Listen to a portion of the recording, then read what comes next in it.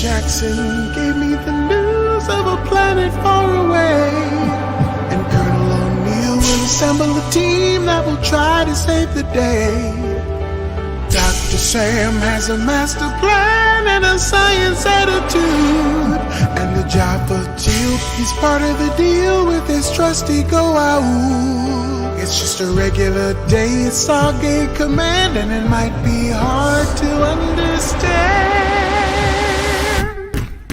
Chevron 1 encoded. Chevron 2 encoded. Chevron 3 encoded. Chevron 4 encoded. Oh no, this is gonna happen. Chevron 5 encoded. Chevron 6 encoded.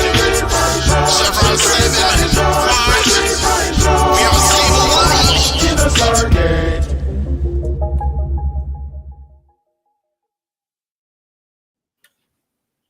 Welcome back, everyone. Welcome. Hello. Hello.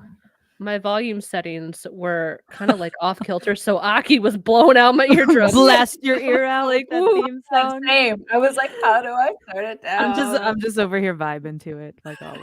I was too, but like my headphones were all the way out here, and I was just holding them like, yay. That's amazing. I But live for anyway, welcome back. I'm your co-fry, Sarah. I am your co-fry, Christina. And I am your co-fry, Rebecca. And we are back for a fun-filled episode. It feels great to be back. It does. Yeah, for It like, does. last week we had to put on our serious hats and address some serious topics, but we're back with some fun, nostalgic 90s television. Yeah. And I don't know if we've decided what we're doing with that serious topic. So if you're listening to this, this may or may not make sense to you. But we took a reprieve on our group talk. Yeah. So because we did we post that one? No, we didn't post that. No. No. I was rewatching it on YouTube because we have the link. Yeah. And I think there were some points where you might be able to see addresses from our packages. So I'll try and find those timestamps and show them, but that's the only concern. I don't need to get anyone doxxed. No, we're good. We're all good. Yeah, we took a moment to address some things that were going on in my Christina personal life and just some things that were noteworthy to discuss and put kind of out there. But yeah, so we're happy to I'm happy to be back in the vibe and doing this. So yeah, because it was beginning of December, that last episode that we recorded. All of you out there, it was just last week that I put it up. So but it's been sitting there for a while. It has been. Yeah. Well, we have some Frybox stuff, don't we? So we do. Yeah. Do we want to go ahead and hop in that Frybox real quick and talk about some things? Do it. Hop in. Short, cause we're 3 Friday short. So as of today, and maybe even sooner, I don't know when it officially happened, but Stargate is no longer available on Amazon Prime. Boo! I found out the hard way because I procrastinated my rewatch. I had to dig out the DVDs, so I'm glad I purchased those. However, it looks like it is still available on a streaming app called Pluto. Mm-hmm. I don't know like all of the details yet or how it works if you can pick an episode. I logged in on my wonderful Roku TV because it's like a built-in app on a Roku TV, and it looks like it was a channel. Like it's the Stargate channel where Stargate is playing 24/7, which means like you don't have any control over what episode you watch. But I'm not sure if that's how it works. That's how it looked, and I was like, I need to start my rewatch now. I can't kind of mess around with this, but definitely look into that if you don't have it on DVD or you're able to watch it anywhere else. The Pluto app is free. I think Pluto does both, but I think it's kind of confusing how to find the on-demand part because they kind of want you to watch like the live stuff, like you're watching real television or something. But if I remember correctly, when I was messing around, this was months and months ago, I think you can do it both ways. So if you search the episode, like, because I was searching Deadman Switch, it'll bring up, like, Google will bring up where it's streaming, and it shows Pluto as one of them. If you select that link in your search results, then I think it takes you directly to that episode, because it kind of started automatically playing. Yeah, so it has on demand and like channels. Like so you just toggle between like if you want on demand. So I actually just um got it downloaded to my phone so I could play with this. So That The yeah. Amazon thing must have been really recently because I've noticed a lot of Facebook Stargate groups, people talking about you should really go ahead and get your DVDs before the prices shoot up and stuff like that. Yeah. I have them on Apple TV. Like I purchased all seasons through Apple way back in the day. Um, so that's always an option. And I think the seasons aren't super expensive these days, but you do have to buy them season by season or episode by episode. Yeah, so you can go episode Oh, by cool. episode. Yeah. You just So- got to, it's commercials, but you know, you can watch it. Yeah, I gotta figure Yeah, out how to do so- it on my TV though, like because it's different on the TV than it is on like your phone. I think it's just like it dumps you in that TV guide view. Pluto does, but I think you can still get to the on demand from there. You just have to Yeah. like it's not super apparent how to. And it's weird because Amazon like catfished me because I'm like, okay, let me put on the Amazon. And like if you search it, it still comes up and it still shows all the seasons and all the episodes, but then it says like this is not available at this time. Why put it on there? Why do that to me and get my hopes up? It was like there for a moment because I watched it for a minute when it left Netflix, and then yeah. So apparently, though, the version that was on Amazon Prime was not an ideal version anyway because The shitty not things were cut out and things were not remastered and Oh. apparently it was not like the version that you can find other places or that was on Netflix or anything like that. So Interesting. I think it is interesting, and I think it says something about like whatever contractual issues are still ongoing between MGM and Amazon. So it's always fascinating when you're seeing things go off of one streaming service and onto another. It's just sad because Stargate, and we all need our Stargate, but like it's always fascinating to think about all the legal stuff going on in the background.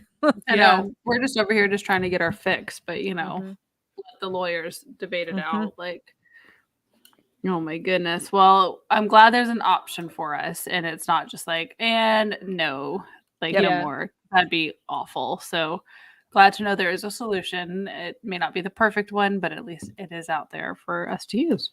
Yeah. Don't be sleeping on those free TV apps because some of them have some good stuff on there, like the Roku channel or whatever. Like, check them out because you'd be surprised. I have to say, Pluto. If you just go to the Pluto channel and you're not looking for something and you hop into that TV guide like view, it feels like I'm watching television at like my grandmother's house or something, and I kind of love it. Like those are the options that you have to watch. I kind of like that though in a nostalgic way because there was something to be like discovery because like, oh, what's available? I guess I gotta watch what's on. Like this is my option. So if you're wanting that fix because there is too much out there, it's an interesting thing to bring back around because I don't really see that anywhere. Yeah. So yeah. So a good fry box, good informative. Yes. Where we're at. I love it. That's all I got. That's a simple one. It's simple. Simple but important. Very important. It deserves its own capsuled fry box. Nothing else to diminish the message. Oh my goodness. All right. You guys ready to talk about an episode? Yes. Let's get into it. Let's do it. All right. So we're talking about season 3, episode 7, which is called Deadman Switch. And before you got on, Christina, Rebecca and I were wondering, because I meant to look this up and then I forgot, but I still didn't see anything about it. How does the title tie into the episode? Because first of all, I didn't even know what a Deadman Switch was. I had to look that up. So we know what that is. And it's, Rebecca, what was the definition again? It's a trigger or a switch that is designed to go off if the operator of whatever it's in is incapacitated for some reason. So literally like a dead man switch. So it's something to think about as we're going through talking about this episode. Yes. Yeah. This will be interesting. I'll keep that in mind that's something to talk out at the end because I obviously did not get my rewatch in, but I know this episode fairly I know this well. episode very well. I did Very watch it well. again today, but So yeah, let's that'll be our good closing conversation piece. mhm. I like So, it. Okay. also, I did not have a cryptic image today. I'm sorry to disappoint. I could Oh, not. Sarah. It never. I thought of one that I could have like forced, but it wouldn't have been as good. So That being said, because I didn't put a strong enough point on it in the description of last week's episode that we released, if you're listening to this audio, you really should think about going back and watching that episode on our YouTube, so that you can also appreciate the wonderful clip art that we got from Sarah and It the was- game that we had to try to guess why this was the It was fantastic. yeah. So highly recommend. Yeah. Yeah. And if you are out there listening and you don't realize we have a YouTube channel, we do. And as of what 6 episodes ago or so, you can watch us instead of listen to us. Yeah. Yeah. That's horrifying. I should care more about what's going on here. I just realized that you can see like my whole background. Look well, at it's my fine. Oh God. messy ass living room right now. It's fine. So It's all good. yeah, sorry, is- no this is- cryptic. This is fairly decent because this is also what I have to have behind me for work. So That's it's fair. fine, it's fine. Excellent. Got Amanda over here. I'm and just get a big my green exotic bird screen. hair, and then yeah, I like good it. times. I like it. I Very like it. profesh. Mm-hmm. So Super. All right. sorry, no cryptic image, but let's get into it. So Let's do it. Keep our thinking hats on and see if we can figure out what Deadman Switch means in the episode. In the context of the episode, again, Correct. we know what a Deadman Switch is, but in the context of the episode. I So have ideas. All right, let's go. this episode aired August 6th, 1999, and our special guest star is Sam J. Jones as Eris Spock, who is Flash Gordon. That honestly means nothing to me because I've never watched What? that. I'm sorry. Oh God. It was before my time.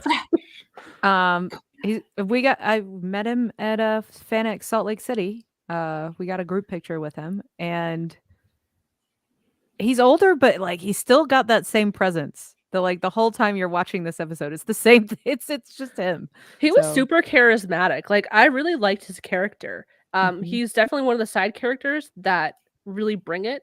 And again, spoiler alert, I'm sorry, but like I'm really pissed off that we never see him again. I was about to say, I got a question recently from somebody on TikTok that I like had saved to make a video response, but I hadn't decided it yet. And and it was asking like, who would you like to bring back?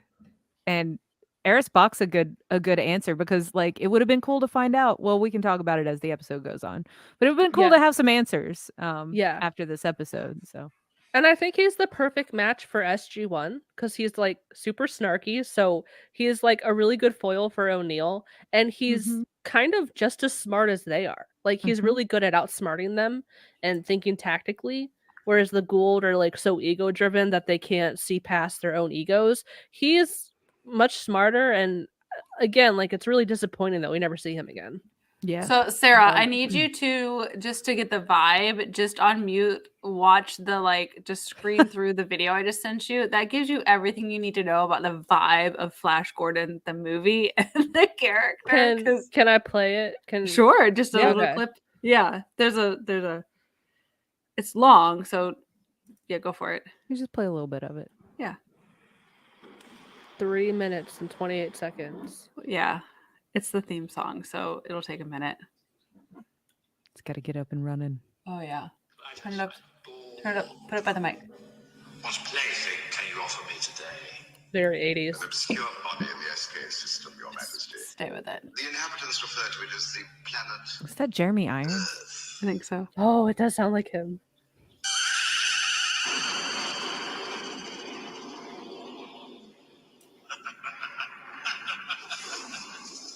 Will you destroy this Earth? Later.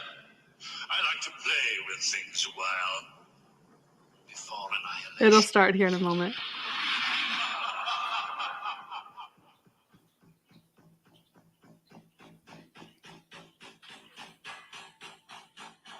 It's a nice 80s synth. Oh yeah.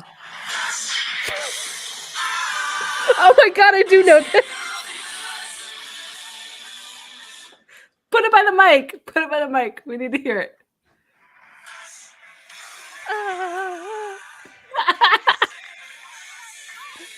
I just need you to know. 1980. Oh, it's yes. so silly. So campy, so great.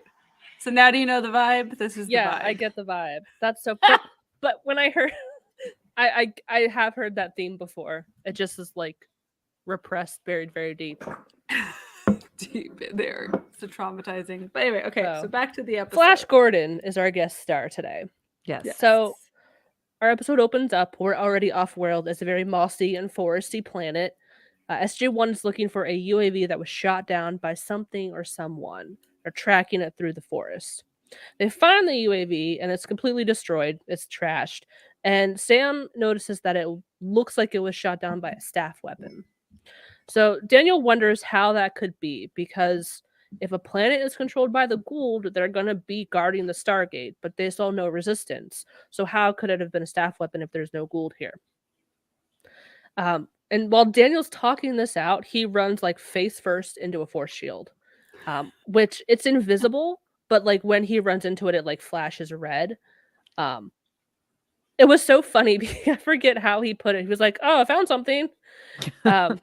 I just remember that part because he's just so nonchalantly like, oh, okay. Like, there's a wall. What's this? Yeah.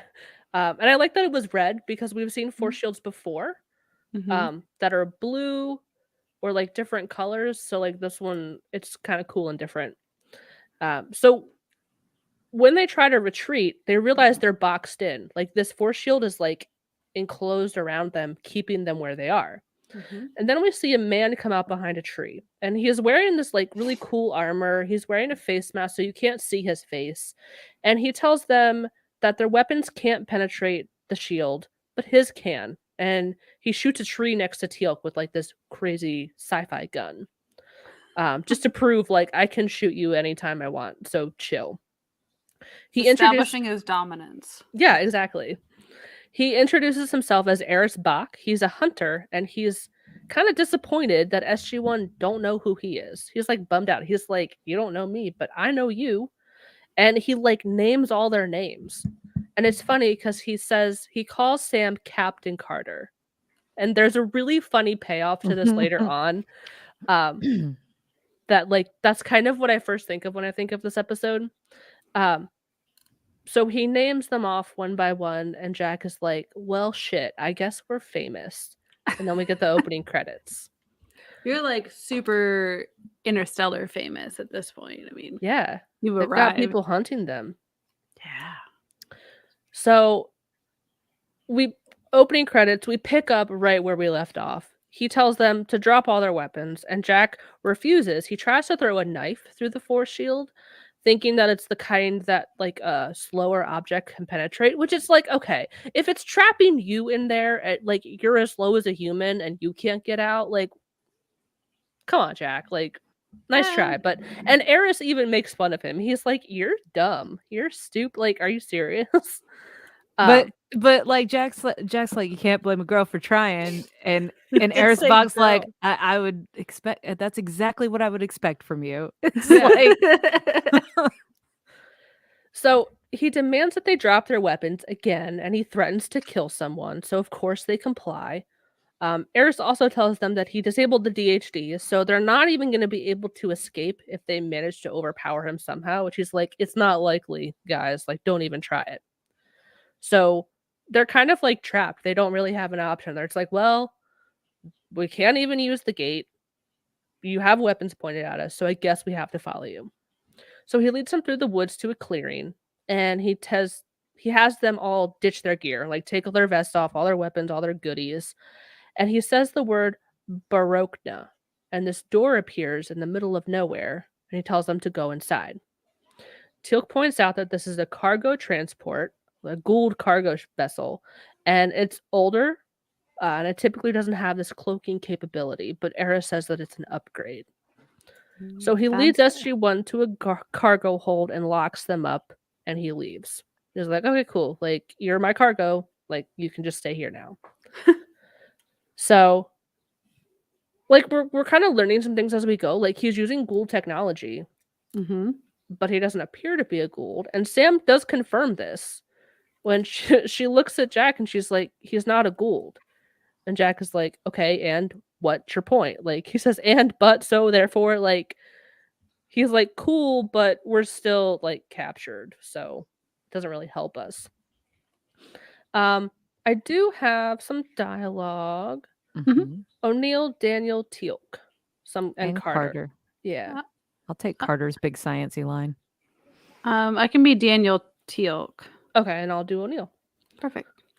So Jack says, well, what do you say we use this time to find a way out of this, huh? Well, even if we would find a way out of here, he said he would disable the Stargate. Teal'c, how fast will this unit fly? I believe it is capable of traveling twice the speed of light. Nice. Home for dinner.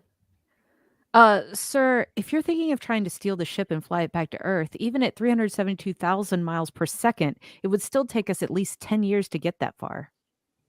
Guess I should have let the dog out. So this kind of establishes they can't even steal the ship to go home because they're so far away, even traveling that fast. It would take them 10 years to get home.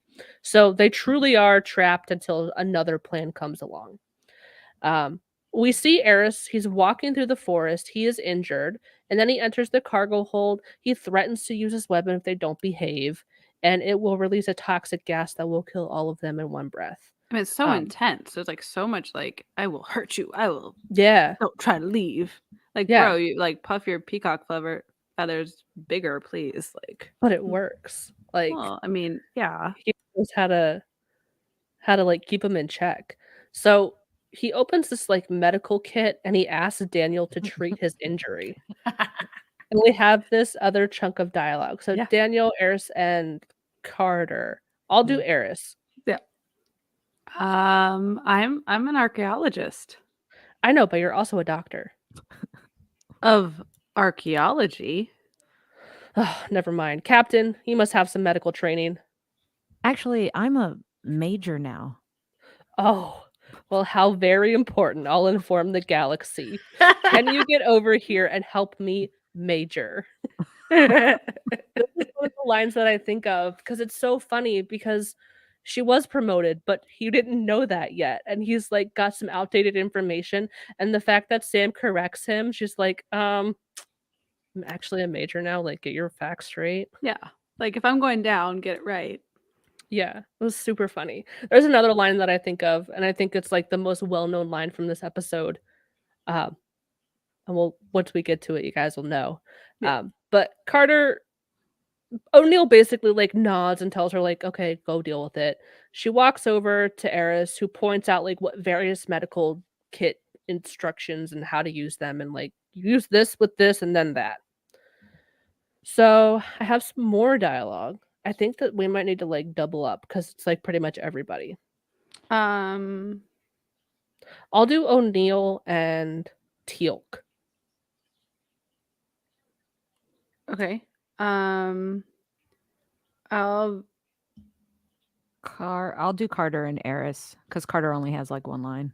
Yeah. So I think I'll just stick with Daniel. Yeah, Daniel's got a fair amount. Yeah. So yeah, sounds good. All right. Capturing you was unintentional. The real reason I'm here is to catch a Goa'uld. You hunt Goa'uld? I hunt anyone of value. Which Goa'uld are you hunting? His name is Keltar. No, I haven't heard of him before. Well, contrary to popular human belief, the Earth is not the center of the galaxy. I have not heard of him either. Have you met every Goa'uld? I haven't. The only thing I know is that Sokar has discovered Keltar is plotting against him. So you work for Sokar? No. Self-employed then? Independent contractor? Rogue warrior? I give to the Goa'uld what they want, and they give back to me what I want in return. And then Carter says, how do you keep from getting killed? And Eris, takes talent. So how do you keep from getting killed? So what do you expect to get for us? Daniel? Just curious. Well, Teal'c is worth the most. The system lords would love to make a good example of him. And Carter here, well, she has the memories of the Tok'ra Jolinar. And you, O'Neill, you're considered, well, you're a pain in the mikta. And then Jack looks at Teal'c, he's like, neck? Teal'c is like, no. No. What about me? You probably happy to get a day's rations for you. Oh, a day's rations. Trade ya. I'm just saying that if we know that what we're worth, maybe there's something we can offer for our freedom. So this was super funny because, like, basically, one, he's calling Jack a pain in the ass in like alien lingo. But he is super knowledgeable about them. Mhm. Like, he knows all Mhm. about them. How Sam was a host for Atokra, which, you know what? Let's put a pin in that because now that I think about it, it kind of makes the rest of the episode fall apart. But he's done his homework. He knows who they all are. He knows what they're worth. So he's got the knowledge. Mhm. Sam finishes patching up his injury, and she takes her place over with the rest of SG-1. And Eris tells Daniel that there is something they can do. They can help him catch this Gould Keltar. He is worth twice as much as all of them put together. I'll be him this time. Yeah, okay. Go ahead. Well, my word is good on over 2,000 planets. And Jack says there are billions. It would appear we have no choice. Yes, choiceless. I mean, guys, come on. What's the big deal? It's a Gould. I hate Gould. You hate him. Everybody hates Gould. This is kind of like an overarching theme of the episode. They don't have a choice. Like, Mhm. they're pinned between a rock and the hard place. Like, Eris Bach is super good at negotiating and, like, knowing how to get them to do what he wants. So I feel like that's an ongoing theme, and Jack brings it up again later. It's like, again, we are choiceless. We cannot we have to do this, I guess. Mhm. So he takes Daniel and Jack to help and leaves Sam and Teal'c on the ship. Very smart move because now, like, Jack and Teal'c can't escape without coming back for Sam and Teal'c. So he Mhm. knows they're going to have to come back to the ship if they try to escape. Eris tells Daniel and Jack as they're walking through the forest, or Jesus Christ, I can't read. They're all walking through the forest. He stops and he, like, holsters his weapon and he pours this blue substance into a flask and he drinks it. And then he tells them that he plans to have Jack and Daniel surrender to the Gould so they can get close enough to shoot him. That's the plan. You're going to go in, you're going to do the dirty work because I'm injured and it's going to take a while for me to get healed. So you're going to go in, pretend to surrender, and then that's when you're going to get him. Good plan. So, okay, so we have some more dialogue. I'll be O'Neill, Rebecca, you can just be Eris, and then Christina, Daniel. I don't think there's any Daniel, but yeah. So is there no? No. That's fine. Okay. I shall observe. So Jack says, you know, if you really were the greatest bounty hunter in the galaxy, you'd grab that Gould yourself and turn us all in. What? Missed the chance of watching the great Jack O'Neill in action? Look, do you want to know how I became the greatest bounty hunter in the galaxy? More than life itself. I am the greatest because I am alive. That's it. Period. I'm not greedy. If I can catch Gould equipped with all kinds of fancy toys without risking my neck, that's a damn good compromise. Fancy toys? All you've got to do is get close enough to shoot him with the Zat Nicotel. Okay, found a flaw in your plan. What's that? We are exactly one Zat gun short of actually having a Zat gun. There is this exchange where, like, Eris is like, Zat gun? And he's like, oh yeah, it is shorter than Zat Nicotel. All right, okay, cool. But then he hands over a Zat to Jack, and Jack immediately shoots him. And Eris, like, falls over. He drops like a rock. And the new plan is Jack is like, okay, well, we'll just fly this cargo ship to another planet that's closer and then gate home from there. Which is a pretty, like, decent plan. So they walk away, and then we see Eris. He opens his eyes. He was clearly faking it. Faker. Oh, yeah. Liar, liar, pants on fire. Yeah. So Jack and Daniel make it back to the clearing where the cargo ship is. There's a funny moment where they're trying to remember, like, the password to open it. Daniel was like, it's bark something. And Jack is like, almond bark. I don't know what that second word is. Barco Lounger? Beetlejuice. Like, so, like, Daniel has to recreate the interaction they had of, like, okay, you said this, and then I said this, and then he said Barokna, and then it I relate to that so much. It's the, like, having to rewind to go forward mental landscape that I get like it. when you lose your keys and it's like, okay, I came in the door, Mhm. I set this down here, I put this in the fridge. Oh, okay, my keys are in the fridge. Whoops! Like you have to retrace your steps. Uh-huh. I have an idea of Deadman Switch, just so you know. So Oh, are you gonna save it until the end? I'll save it. Okay. But yeah, I have an idea Okay. of how it works. Yeah. So Daniel eventually remembers the password. The door opens. Daniel tries to open the cargo bay where Teal'c and Sam are, but then the ship like lights up and the door doesn't open. It's like all this stuff in the pilot area starts to come on. And then Jack heads over to that pilot area and he notices this device that's flashing. It looks like some kind of game that I can't remember, like Simon Says or something. Like it's round and it has all these lights around it with like buttons. Simon And Says. The is Simon that game? what it Yeah. is? Mhm. You had to That's what it repeat everything that it did. Yeah, that's what it reminded me of. So Jack heads over, he sees this thing, Daniel's like, it looks like some kind of countdown. And like the buttons around this thing like continue to light up. And it's like kind of like, okay, well, I'm guessing when every button is lit up, then boom, we're screwed. So they think it's like the self-defense or self-destruct mechanism. I have another piece of dialogue. It's Teal'c, Daniel, O'Neill. Yep. Yeah. I'd be Daniel. I'll be Teal'c. And I'll be O'Neill. Open the cowling in the center console. There should be 3 Delmax. Carter looks at Teal'c That was so confused. funny. Crystals. There should be 3 crystals. There's only 2. The middle one's missing. We're missing one. Then there is no way to override the self-destruct. I love this scene. I remember this scene because it's like team huddle, everybody in, everybody plays a role. Like it just for Teal'c to be the one of knowledge, and then like everyone's trying to like navigate it. Like I don't know, it just was a really like. I remember it being just a little comedic moment of like, okay, well, I loved his slip up where he's using like his Jaffa or Gould term, and like Sam has to. Delmax. She's like, "What did you say?" And then he's like, "Oh yeah, it's crystals. They're crystals. That's what you need to find." Because that's like it's so little, but it's such a real experience. Like Mhm. I don't speak more than one language, but I can imagine like people who are bilingual, words get confused or mixed up. oh yeah, There's actually, this reminds me, there's this girl on TikTok. I think her name is Des the Les or something. And her mom is Hispanic. And she's like, sometimes my mom can't find a word for another word and she makes up a word to go Mhm. with it.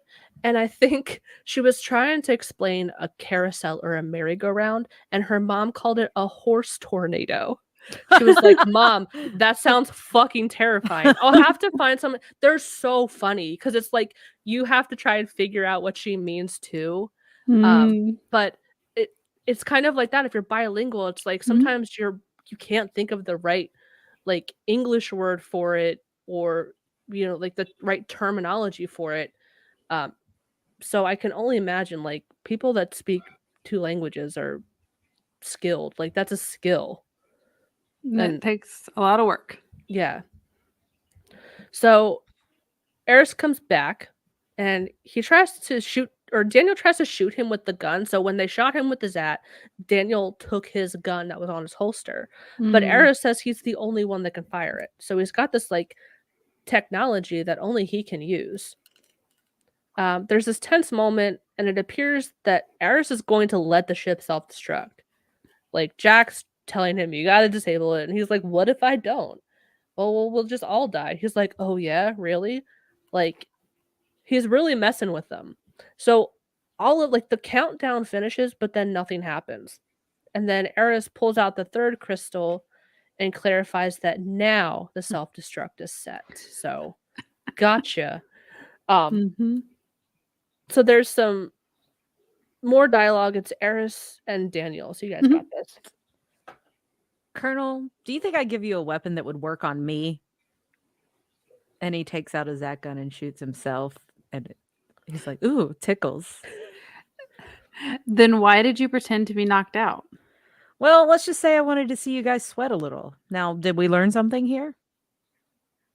he's just so darn likable. Like, he's fucking with them on purpose. Like, this is fun to him. He's fucking with them. Like, ooh, tickles, haha, like, gotcha. It's so funny because, like, he truly is a perfect match for them. Like, he's outsmarting them every step of the way, but it doesn't feel like scary. It's kind of like this comedic camaraderie of like, gotcha, now will you fucking listen to me? Jesus. It's almost like because the character is not he's not like the Goa'uld. He's not like this evil character. He's like a dude that's working his day job, you know? Yeah. Like that's the vibe he's giving off of like, yeah, I know all this shit because it's my job. So like, of course I'm good at it. Whatever. Yeah. Like, stop messing around. He's like, these fucking customers won't listen to me. Right. That's what it feels like. Like he's working a retail job. Like, Yeah. oh God. So Eris lets Sam and Teal'c out of the cargo bay, and he reluctantly agrees to continue with their deal, but he's like, all right, now we're all gonna go because you can't fucking behave by yourselves. So now we're all going into the woods. And it was so funny when they were trying to like see if the deal was still on the table.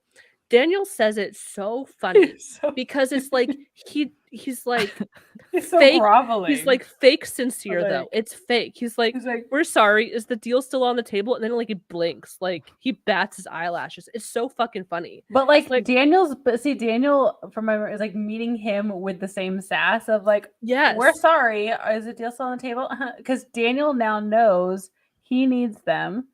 They Yeah. like Daniel now is like, okay, whoa. Like, all right, we're gonna throw this back at you. Sure, we need you. I'm acknowledging that, but you need us. So you're gonna get some of what you gave us. I love that. It was so funny. I laughed. Like, I love sassy Daniel. Yeah. So we have a plot dump. All right, we gotta buckle up here. buckle up. You guys ready?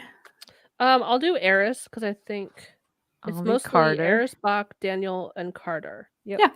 Okay, cool. So you don't seem to have much of a problem trading human lives like commodities. Oh, you Earthlings and your morality. Does it ever occur to you that someone outside your solar system might not see things the way you do? Why don't the Goa'uld just take what they want from you and kill you?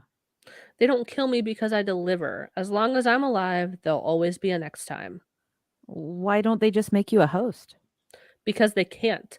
They tried a long time ago when they first came to my home planet, but there's something about my race's physical makeup that rejected a Goa'uld blending. I don't know why. That's incredible. Yeah, so incredible they wiped out most of my people because of it. But not you. I managed to impress them. My people have always been strong and skilled. That's why the Goa'uld kept the youngest as slaves, killed the rest. Well, you could have your freedom. I mean, there must be lots of planets where the Goa'uld wouldn't find you. What freedom? They killed my wife, but my son is still alive. He's a slave in one of Sokar's Naquita mines. One day I hope to capture a prize valuable enough to trade for his freedom as well as mine. Let's keep moving. Aha. Now we have motive. Backstory. Now we know motive. Yep. So, What episode did Sokar first start getting mentioned? I know it was this season. Serpent Song. That was season 2, the end of season 2. The end of season 2. Where he was like the big boogeyman face in the Stargate.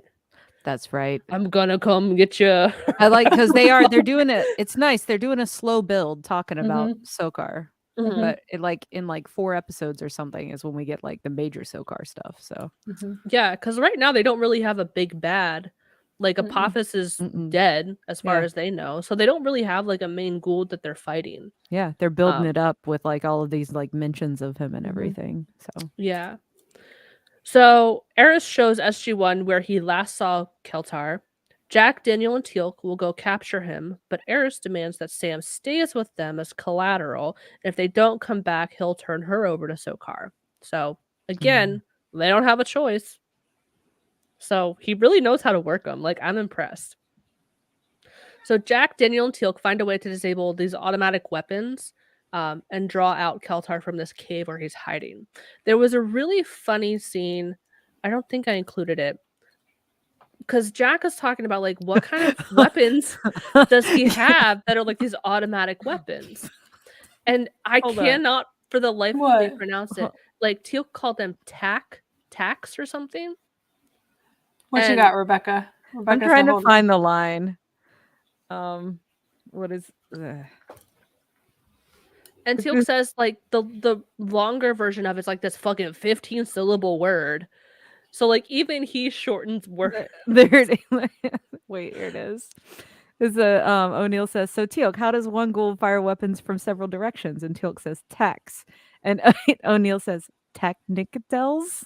And Teal'c says, takunatagamuntorons. And then he pauses Yeah. and then he just goes, tax. Technicatels. Oh, that was so funny. Technicatels. So he does this like first they throw a rock and to see if like that activates it and it doesn't work. So they're like, okay, I guess it's heat seeking. So then he throws a flare and then the devices shoot from all areas, but they know where they are now. So now they can disable them. They shoot a zat, they disable these. They kind of look like those shock grenades or like these little round devices. So a man comes out of the cave. He fires a hand device, but they disarm him quickly. You know, they surround him, they get to him. The man speaks to them in a normal voice. He knows who they are, and he asks for help. His name is Korra, and he is not a gold. He is the last airbender. He's a waterbender from the Southern Water Tribe. And that was where my cryptic image was going to come in. But he is a Tok'ra. He's not the last airbender or avatar or a gold. He's the Tok'ra. That would have been a great cryptic image. I couldn't find a cryptic image that would have worked. Oh, okay. Like, that would have been funny. But every time I'm like, Korra. Well, there's the whole Legend You a of waterbender Korra girl. show. Like the whole... Yeah, that's why I thought of it. Oh. The Legend of Korra. He's a waterbender from the Southern Water Yeah. Tribe. Oh, God. So back with Eris and Sam. Eris is using a device to track the rest of SG-1. And Sam figures out that he's able to track the Nakoda and the gold weapons to hunt them down. So that's how he's tracking them. And then we have this dialogue between Carter and Eris. You guys got this. Yep. Oh, yeah. You know, the fact that your race rejects the Goa'uld symbiote could be very valuable to us. To all humans all over the galaxy. It could be the key to defending the Goa'uld, defeating the Goa'uld. I doubt it. But if they couldn't use us as hosts, I told you before, I don't understand this immunity. well, we'd have to run some tests. You do not possess anything of equal value worth trading for. Your son is being held as a slave. We could help you get him back. Would that be valuable enough for you? That's impossible. So Sam's trying to get to him, and she does. She does get to him eventually. She really pisses him off. So Avatar Korra gives the rest of SG-1 the rundown. He is a Tok'ra who's a spy within Sokar's ranks. He was afraid that Sokar found him out, so he stole the cargo ship and fled to this planet. So that cargo ship was not Eris Box, it was Avatar Korra's. But Eris was already here because Korra decided I'm going to go to the closest planet that's not under Gould control. And Eris Bach was like, gotcha, bitch. I'm going to beat you there and wait for you. So if Sam was with them, Sam could use her memories from Jolinar to corroborate that, yes, you are a Tok'ra. And Eris knew this. He knew. That's why he kept Sam. And Korra believes that Eris is going to turn them all over. He's going to double cross them, even though he told SG-1, I'm going to let you go, guys. He's not buying that. He doesn't believe that. And honestly, I wouldn't put it past him either. Like, you never know what the guys are going to do. So, back with Eris and Sam, we're kind of flip-flopping. He asks Sam what it's like to be a host, and Eris believes that the Tok'ra and Gould are the same. Sam tries to explain there's a difference and points out if he really hates the Gould, he would try to learn more about the Tok'ra. This is where that previous scene where he's like, oh, you have all the memories of Jolinar, so the Gould would want you. So he knows there's a difference. He knows that the Gould and the Tok'ra don't get along. But now he's saying, like, they're all the same. But you clearly know they're not. So that's why, like, I feel like that's a little bit inconsistent. Well, but like O'Neill was like that about the Tok'ra before they really started hanging out with them.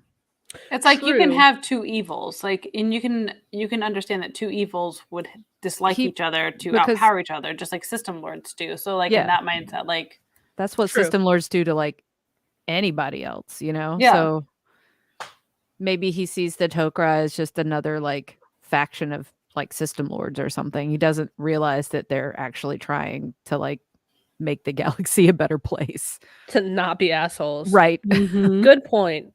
Good point. So we have some more dialogue with Eris and Carter. You guys got this. This is where she gets him. Oh yeah. Oh, the whole thing is amusing when you know just how insurmountable the task is.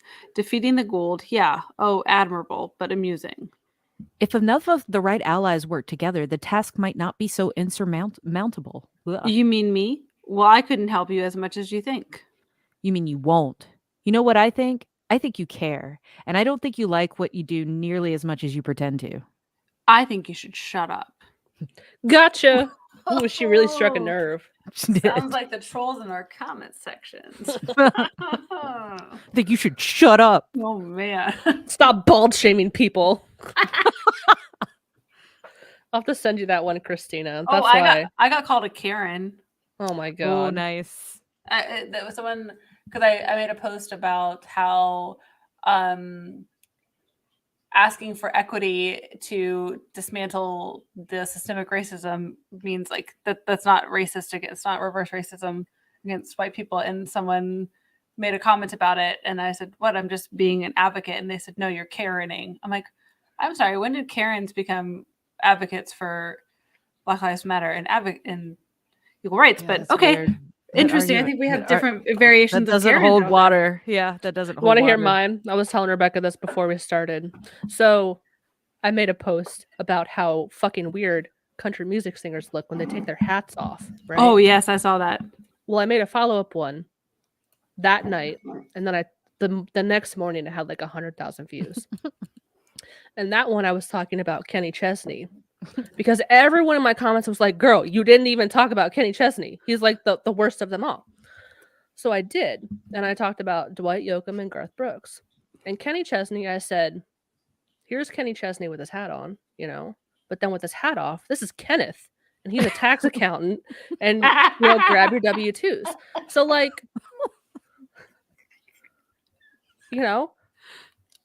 nothing. No. I didn't say anything about any of them being bald, and I was a little mean to Dwight Yoakam because I someone mean, looked fair at him, though. right? But then, the terrible men got so mad. They're like, "Stop bald shaming. Oh, you're not exactly Dolly Parton either." From one of the neck beardiest guys I've ever seen, and I just wanted to be like, "Well, damn, neither are you. So I guess we're twins, girl." Like. So I was like, I fucking can't with the internet today. I can't. Like, saying that George Strait looks like the governor of Texas when he doesn't have his hat on is not mean. That's funny, okay? Like, oh my god, people. Okay, I have to go back and read through your comments on that post because I had not gotten that far. Oh, I privated the one about Kenny Chesney.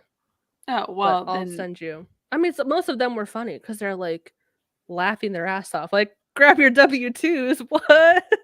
Well, you can make it friends only because that way it's a small I'll group. put it back. Yeah, but I think I deleted and blocked people because I was like, I'm not doing this. I said, Sarah, you should be proud. Like, that one hit because you're getting like the trolls too. Like, that's I mean, you made it at that point. You done good. You done good. Oh, I don't know. Now, you know what? Next step is Libs of TikTok. Let's let her find you. Let's go. I'm bald shaming because I say he looks like a tax attorney. Like, okay. Who's profiling tax attorneys now? Somebody else? Some guy was even like, as a tax attorney, I was gonna be really offended, but you know what? I'll take it. Like, that was really funny. That was pretty good. So, anyway. All right, back up. Trolls on the internet. So, okay, where were we? It was right after I think you should shut up. So Eris adds more of this blue substance to his flask and he drinks it. And Sam asks what it is, and he's just like, it's fucking Powerade flavoring or something. Like, I don't know. He makes something up.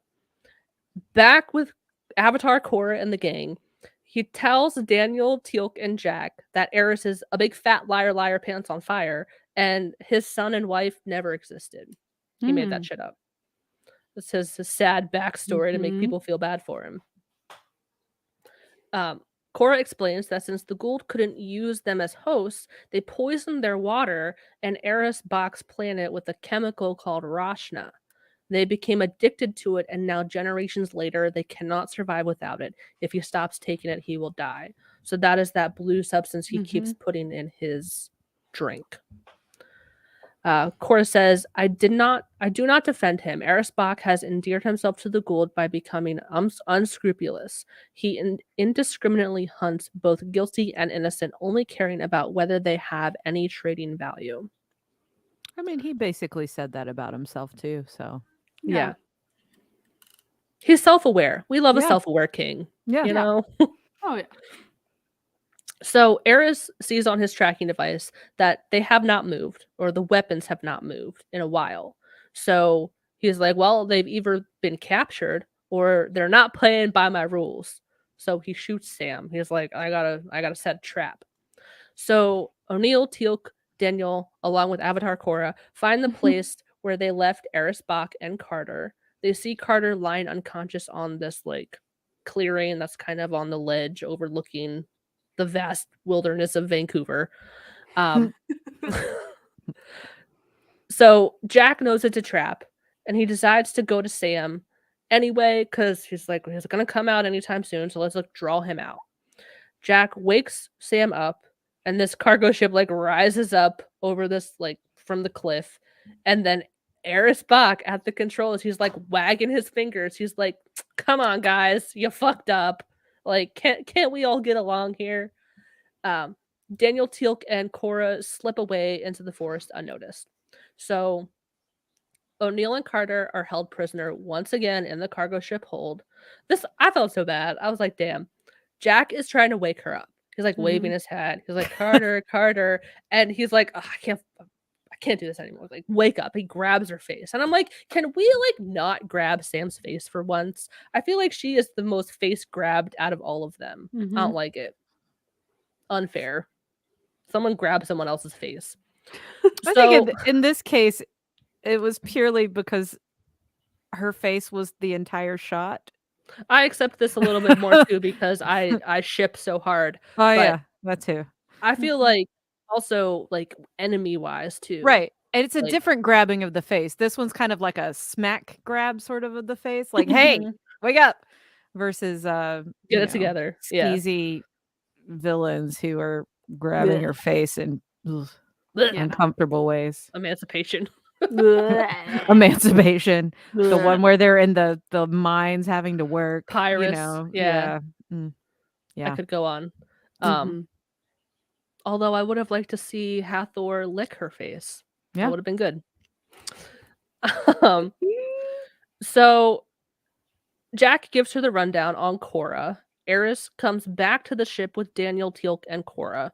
He holds true to his word, and he's like, all right, you guys can go. Like, I got what I wanted. I got my Gould, so you can leave. But they don't. They stay. So now we have lots of dialogue. Carter, Eris Bach, Cora, O'Neill, Carter. I feel like Teal'c. There's no Daniel, I don't think. I can take Teal'c and... You can take Teal'c and Cora. Yeah, I'll do that. And I'll do O'Neill. And Rebecca, do you want to do Eris Bach and Carter? Yep, I can do that. Carter says, look, I know you think you don't have a choice, but there must be another way. If you take Cora, Avatar Korra, a lot of Tok'ra may die. And the Eris Bach says, I've already communicated to Sokar, and one of his motherships will be entering orbit around this planet any time now.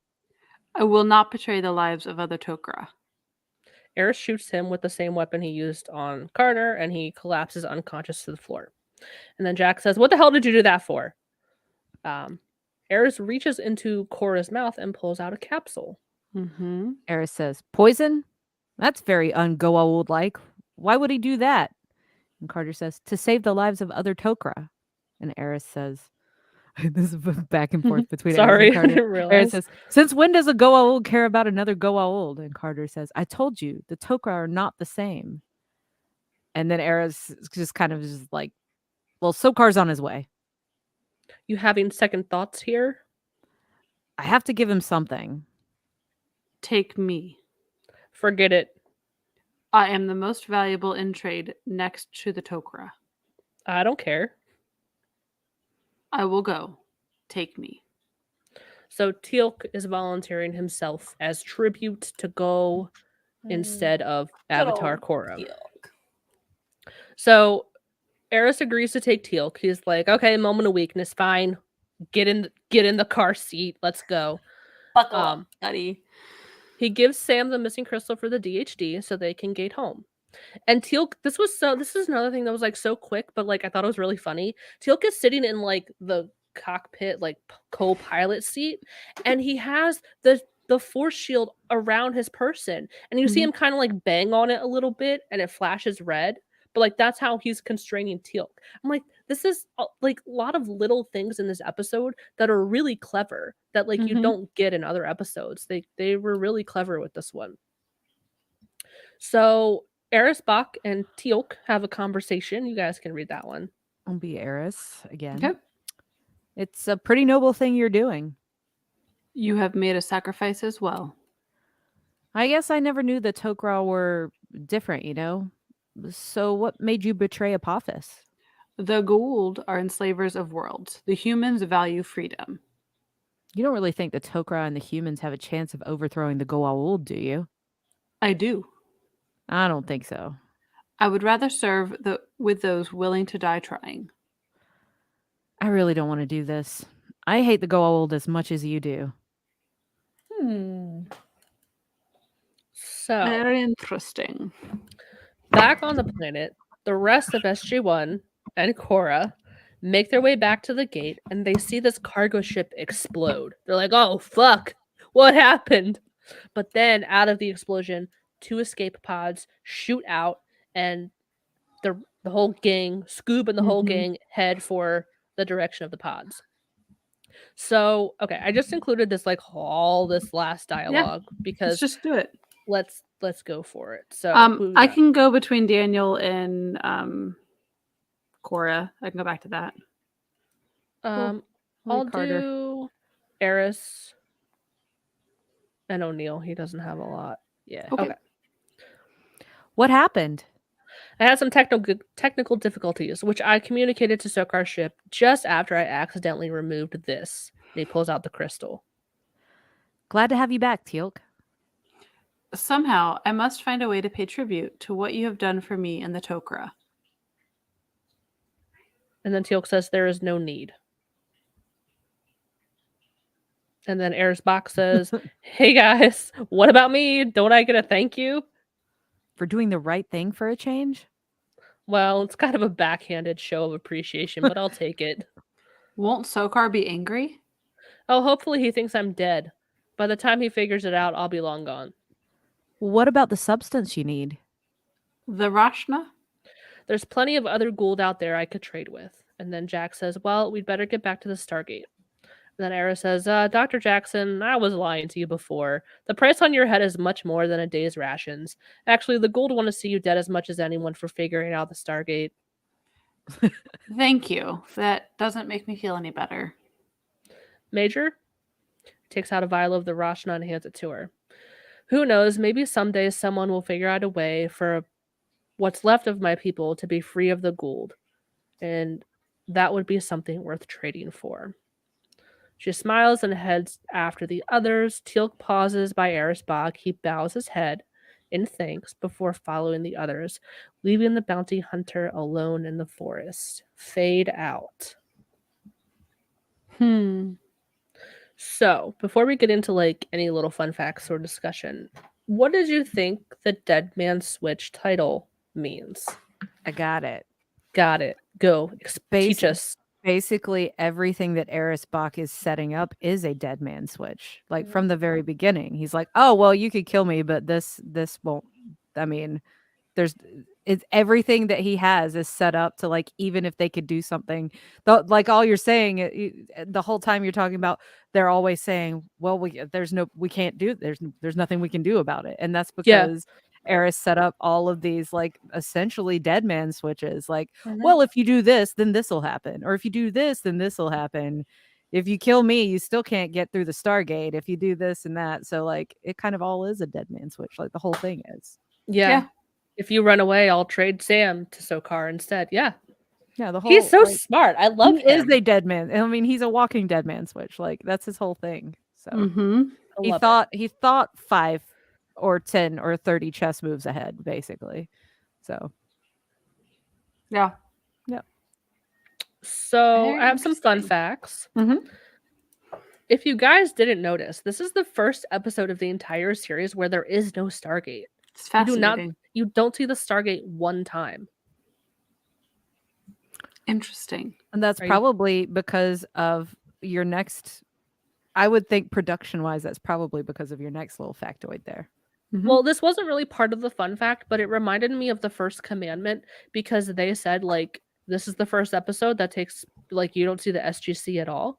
And in this episode as well, you don't see the SGC at all. There's no like cut to Hammond waiting for them to get back dramatically by the Stargate. Like it's just them off world. Oh, I meant the next little factoid, I think is the reason. Oh, that this is the first episode to introduce the Gould cargo ship.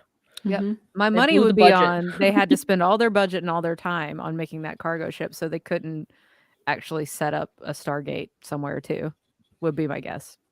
They're like, all right, guys, grab your camping gear because we gonna be in the forest for this whole episode. Yep. And then Sam Jones, as we already talked about, who is known for playing Flash Gordon, is Eris Bach. So nice. He's our guest star. I liked his haircut. I was like, maybe 25 years ago, this was like a really alien looking haircut, but now it's like super stylish, like pompadour kind of looking thing. Like, he was ahead of his time. I have 2 comments. The first one is, interestingly, so I've been turning all of the, if any companion members out there, I've been turning all the companion videos into audio episodes so that you can listen to them if you don't have time to watch them. But what's been cool about that is I've been going back and listening to all of them to make sure that the audio is good to go. And I'm listening to all of Brad Wright's things from like really early on in the companion. And he mentioned the fact at some point that there is a zone around Vancouver that's like, you can't possibly ask crew to drive further to set then, because having them drive like an hour and a half, 2 hours after they've worked their 12 to 16 hour shoot day is dangerous.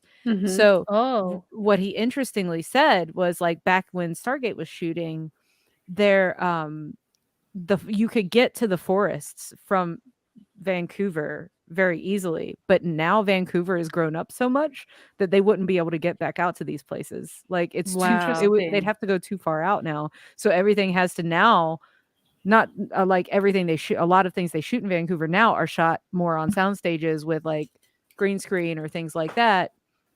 Whereas back in the day, everything looked like the Pacific Northwest because they actually drove out to the places. So this as the first thing I thought of was that comment as when the screen like fades in on this episode and they're walking through Vancouver trees, it's like, oh, like they can't even do that anymore. That on a kind of unrelated note, that made me think of a TikTok that I saw talking about how like most of like the Canadian population lives really close to the border of Canada and the US. Like it's like, and then even most of it's like below this like parallel where basically like some people in Canada are more southern into the US than people in like Montana.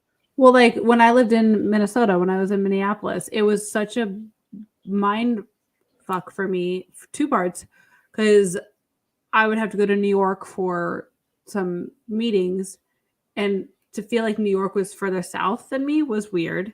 But then realizing, someone's like, oh yeah, we fly over Toronto. I'm like, we do what?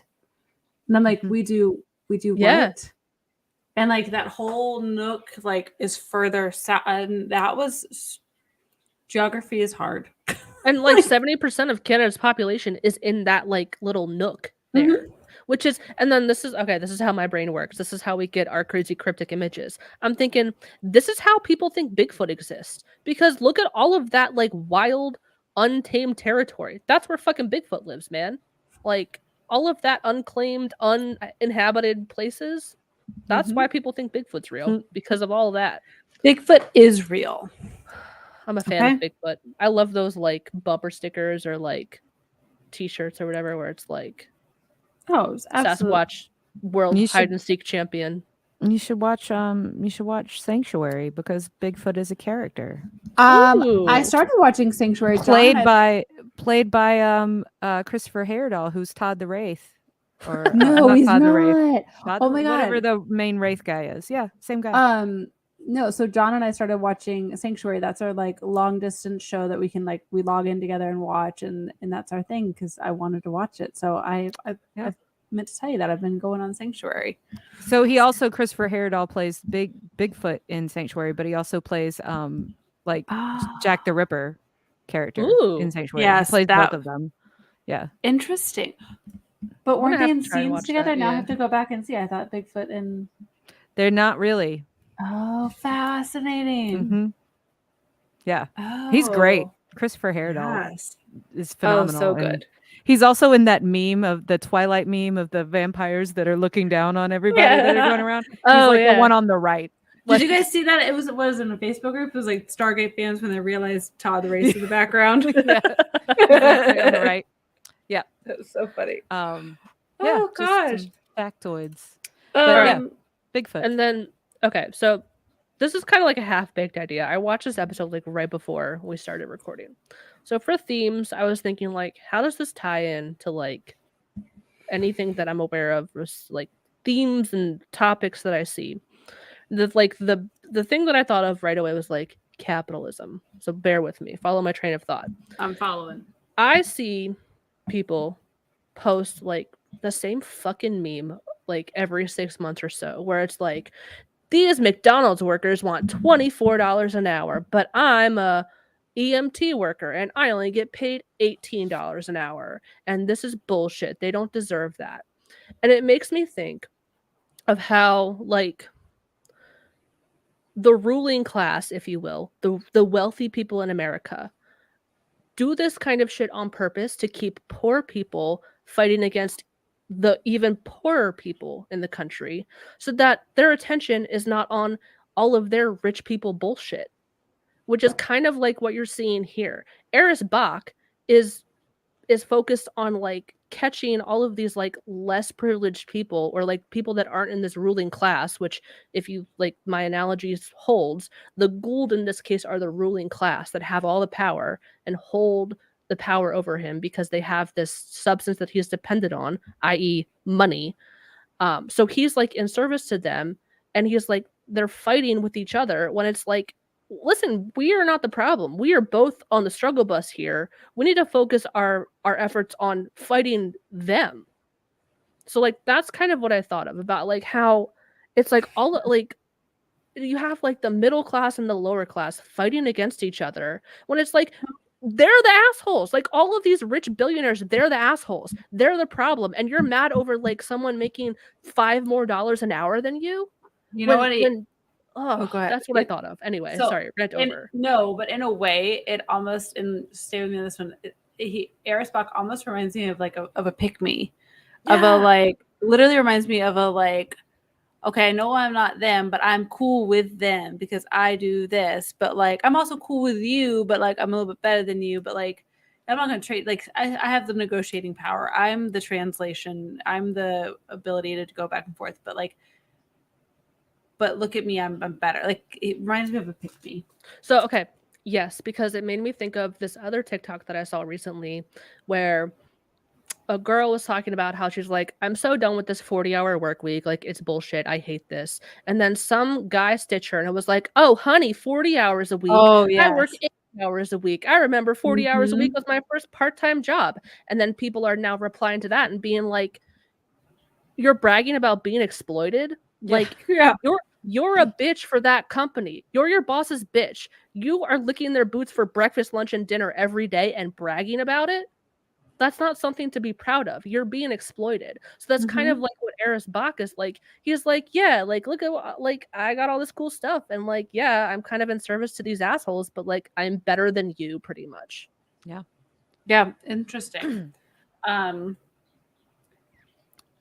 I'd be curious. And I think the unfair thing here is that we don't actually know his backstory. We know he made it up at this point, or supposedly made it up. We still don't know. The way he said that would be impossible about his son made it feel like maybe it wasn't made up, but it never got clarified. Like, like I remember every time I watched this episode, when I've forgotten the like details of it, I think that eventually he's going to be like, my son's actually dead too or something. And I never, like, that is never actually said, but like in my mind, that line is said at some point in the episode, and it isn't. So Mandela effect. Yeah. Don't get me started on Mandela effects, y'all. I have had a week with them, so we're not. Don't joke about them. I love those phenomena. I know. You heard about my pocket on my jacket. Did you see my video? I have a pocket on a jacket that didn't have a pocket before. No, I gotta look it up. I'll look it up. No, this week I have a fuzzy black jacket that I have and I wear.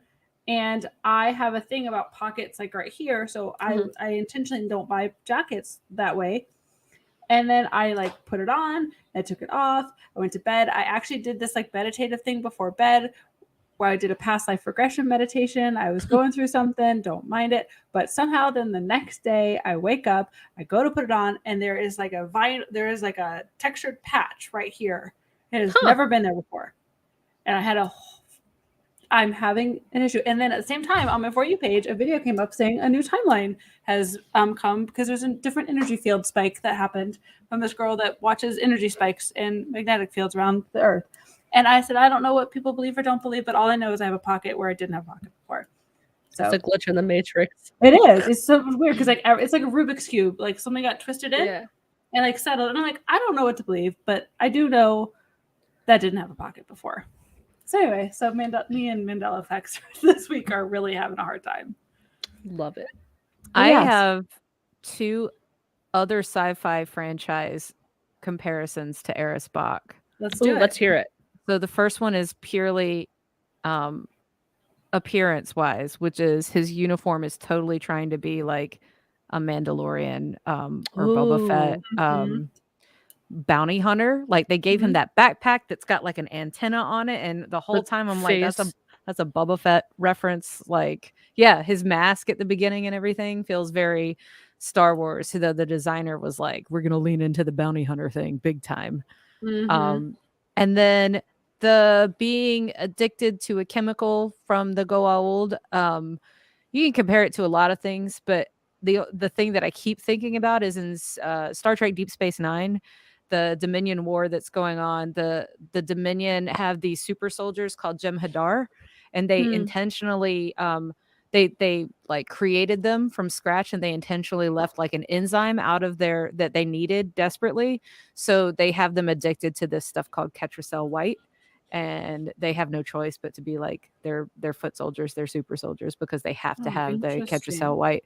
And so like the whole blue stuff, like stuff in Stargate just makes me think of that. Well, that's another thing that we didn't really touch on is like that manufactured addiction, which is super dark when you really think about it. And I think we've talked about this before, but there's this mini series or like this documentary series on Netflix called The Pharmacist, where it goes into the epidemic of like like addiction to OxyContin, and then how that kind of translated into people getting addicted to heroin when they were cut off from the oxy. So like, and like the really nefarious thing behind it is like these pharmaceutical companies knew that it was addictive and they still pushed it anyway because they just wanted to make money. So like it's kind of an interesting like allegory between like the Ghoul did this on purpose because they wanted to keep them like subjugated. They were like, you're too powerful because we can't be a host, so we're going to weaken you another way. And it's kind of like the same with these pharmaceutical companies. Like, well, we want to make a quick buck off of you, so we're going to give you this thing that we know is really addictive to keep you coming back. It's making me want to like do some sort of article about the trope of that, because like I'm sure I mean I know it goes further back than Deep Space Nine. Yeah. But Deep Space Nine was I think that all of that was established before this episode would have come out in Stargate. But it's a trope that's like obviously based in realities, but it's the opioid addiction specifically was not something they were talking about in the 90s. So it's like, what else was going on where like historically that this trope has come up like several times in science fiction shows, because it's all based in reality, it's all based out of something. So that'd be an interesting article. I would read that. Maybe I'd need to write it, but I would definitely read it. And that was something when I was researching, I found, I think it was a website that Christina had brought up before where it was like it lists all the tropes of like what we see in the episode. And that was another thing of like this whole alien chemical dependency. That was one of them. So if it's on the trope website, there's definitely I'm sure it's there's an established trope. Yeah. So I'd be interested to know of like where else you can see that. Yeah. I remember as a kid watching Deep Space Nine and the Jim Hadar and like that whole situation like really freaked me out. I say a kid, like young teens, but like that whole concept really freaked me out. I remember as a kid. So I rewatched that episode of Strange New Worlds that we brought up a couple weeks ago. I was like, this still freaks me out. Woof. Nope, haven't seen it. Won't see it. Maybe one day. Save your peace. Protect your peace. I am. Oh god, my peace needs all the protecting it can right now. I was trying to think. I don't think there's anything else in this episode that I think is of importance to kind of bring forward other than what you guys have already said. What I hate is that it feels like an intro episode for this character that we never see again. But like that's what it feels like. It feels like, oh, we're gonna see this guy again, and then we never do. No, instead it's just a furthering of Sokar's story thing, which but is not also the other. important. But like they don't really go into details about Sokar. No. They really don't go into much detail about Sokar until like the devil, or whatever the first part of that two-parter is. Jalenar's memories. Something like that. Yeah, that's it. Yeah. Well, and even if we didn't see Eris Bach again, I would have liked to see him again. But even if it wasn't specifically him and just his people, like some kind of closure on that group of people that's got this chemical dependence on this Rashna drug. It would have been cool to bring them into the the allies. Yeah. But so unless anyone else has anything, no, we're good. We done. We done. I think we can put this out on our Patreon because I know like see if we can do some like non-episode episodes and let people vote, let the people speak of what they want. So we'll put some ideas out there. I know I shared a note with you guys with some ideas that I had. So obviously feel free to add, but we'll try to get some like non-episode episodes and talk about other stuff that's Stargate related. Interesting things. Yeah. We got some good stuff out there. I'll go back to that note, but trying to work on some guests too.